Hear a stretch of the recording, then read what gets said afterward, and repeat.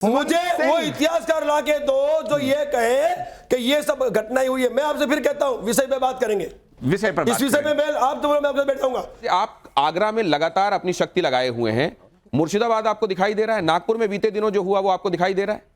सब कुछ दिखाई दे रहा है और सब कुछ हम देख रहे हैं। अब सुनिए मेरी बात सुनिए, अब सरकार है ना, सब सरकार, उसके पास साधन और संसाधन है, व्यवस्थाएं हैं। मैं फिर कहता हूं सरकार के पास वो सारी शक्तियां हैं जिसके माध्यम से इन्हें रोकना चाहिए। वक्फ बोर्ड में जो संशोधन हुआ वो जब अरे वहां तो ममता बनर्जी रोकेंगी ना। ममता बनर्जी क्या अपना काम नहीं कर रही है? ममता बनर्जी अपना काम कर रही है, नहीं कर रही? तो बोलो नहीं कर रही तो नो बताइए ना। ममता बनर्जी यदि ईमानदारी से अपना काम करती और ये लातों के भूत बातों से नहीं मानते, इनको लातों से मनवाती तो साहब सब होता। कश्मीर में आतंकवाद खत्म किया, वहां हत्याएं हो रही है, दुर्भाग्य है इस भारत देश में बड़ा हिंदू पलायन कर रहा है, ये बर्दाश्त नहीं होगा। नहीं ले तो आप क्या संदेश देना चाहते हैं समाज को कि पुलिस रहे अपनी जगह पर, सरकार रहे अपनी जगह पर, तुम एक काम करो, तुम अपना एक सेना बना लो, तुम एक काम करो, तुम अपना संगठन बना लो, तुमको जहां पे लगे कि ये अन्याय हो रहा है, तुमको जहां लगे हो रहा है कि नहीं वो बात अलग है, सरकारें हैं यहां देखने के लिए, अदालतें हैं यहां, पुलिस है यहां, लेकिन उसके बावजूद तुमको जो लग रहा है उस हिसाब से काम कर लो, उसको स्वाभिमान के खिलाफ बातें करते हुए उसको कर दो और जायज ठहरा दो। मैं आपसे पूछता हूं हमारी लड़ाई किस विषय को लेके है? हमने एक आम व्यक्ति की बात की है क्या? हमने ये कहा है कि हम महापुरुषों पे, देवी देवताओं और धार्मिक ग्रंथों पे प्रहार बर्दाश्त नहीं करेंगे, चाहे वो फिल्म इंडस्ट्रीज करे, चाहे जनप्रतिनिधि करे, चाहे आम नागरिक करे। हमने ये नहीं कहा साहब आम नागरिक के लिए तो हम खड़े हैं, साहब क्षत्रिय सबका सब क्षत्रिय के साथ, ये अखंड भारत के रचयिता हम हैं, हम रचयिता इस अखंड भारत की हमारी रियासत थी, हमने इस अखंड भारत की रचना के लिए हमने सब कुछ समर्पित किया और आज जब जरूरत पड़ी इस देश के सनातन की रक्षा के लिए और महापुरुषों, आप जानते हैं राम भद्राचार्य और बाबा बागेश्वर लगातार ये कह रहे हैं कि जातियों में बंटना बंद करो, इसीलिए गुलाम रहे।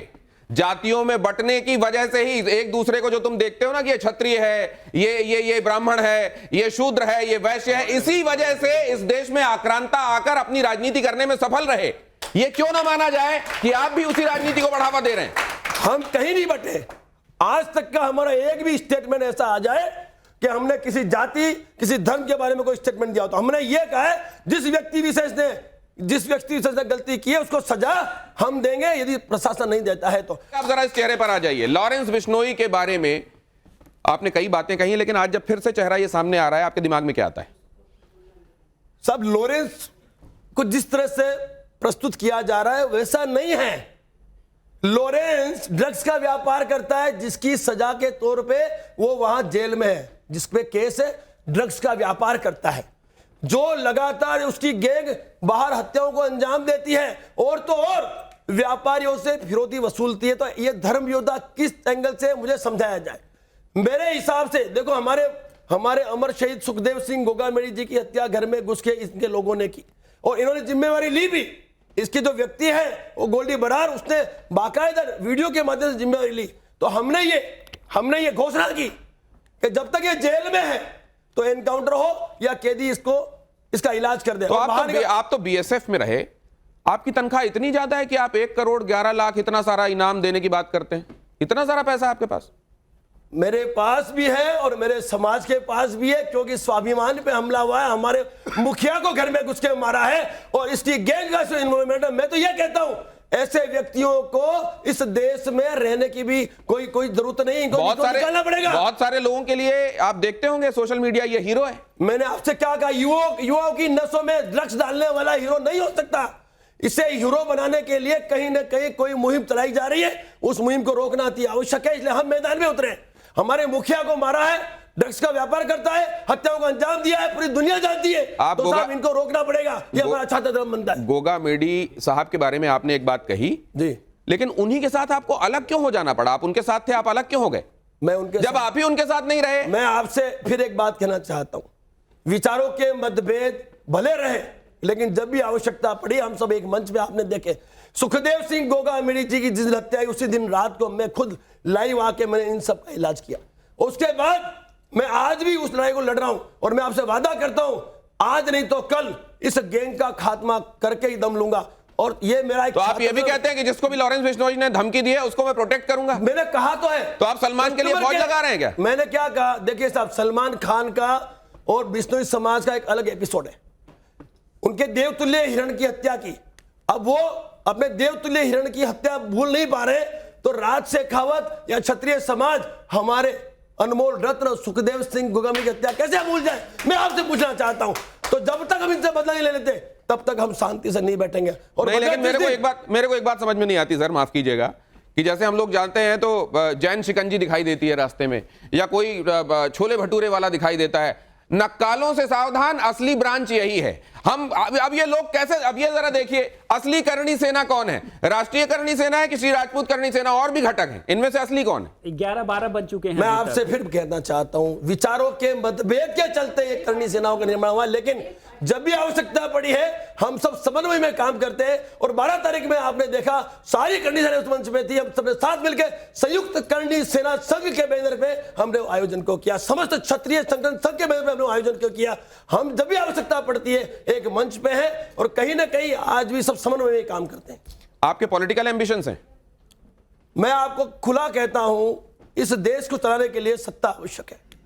क्षत्रिय करणी सेना का एकमात्र लक्ष्य है कि पूरे भारतवर्ष में जहां जहां क्षत्रियों की भरपूर संख्या है, उन क्षत्रियों को सत्ता में स्थापित करके उनके माध्यम से छात्र धर्म का निर्माण कराया जाए, वो हमारा मुख्य लक्ष्य है। इसलिए हम तो जितने आप भी क्षत्रिय आप टिकट किससे चाहेंगे, किससे टिकट मांगेंगे? टिकट की हमें कोई आवश्यकता नहीं, हम निर्दलीय लड़ेंगे। सुनिए मेरी बात सुनिए। हाँ। हमारा यह कहना है कि भाई जो भी पार्टी अपना कार्यकर्ता है, हमारे उन विधानसभाओं में भरपूर संख्या है, वो अपने कार्यकर्ता को टिकट दे। सालों से आपके साथ वो कार्यकर्ता काम कर दे, उन्हें जिताने की जिम्मेवारी हमारी, क्योंकि जातिगत समीकरण के आधार में टिकटों का बंटवारा होता है, लेकिन हमारी उपेक्षा सालों से हो रही है पार्टी द्वारा। आवश्यकता पड़ी तो साहब क्षत्रिय करणी सेना एक पार्टी का प्रावधान करेगी जिस प्लेटफॉर्म से इस देश का क्षत्रिय और जो भी वंचित है वो चुनाव लड़ेगा। रामजी लाल सुमन को लेकर आपका अगला कदम क्या है?